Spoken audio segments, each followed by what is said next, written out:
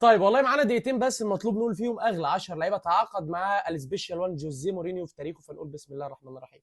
ابدا منين؟ الحقيقه انا مش عارف، ولكن خليني اقول هجرب دي بروين. لا، لوكاكو مش دي بروين، البلجيكي. ماشي، نجرب صربي. طب ماتيتش. اوكي، رقم أربعة تشيفتشينكو، أندري تشيفتشينكو.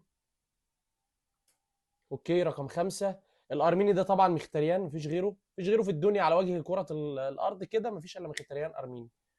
هنريك مخيتاريان. اوكي، رقم ستة معانا لعيب غاني، فغاني ممكن يبقى إيسيان، مايكل إيسيان.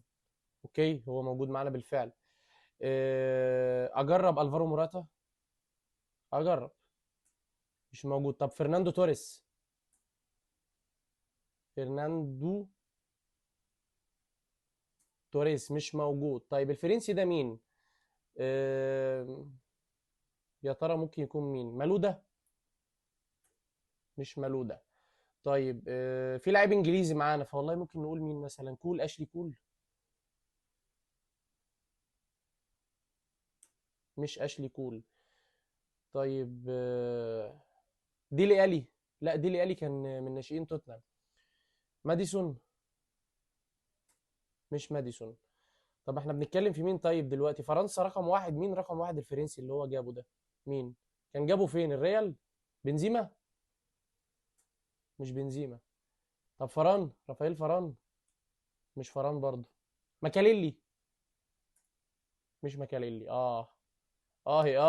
امال مين؟ مين الفرنسي ده؟ جابه فين طيب؟ تشيلسي؟ ما احنا قلنا مالودا. مين؟ انيلكا. مش انيلكا برضو، لا اله. طب دروجبا، انا ناسي دروجبا.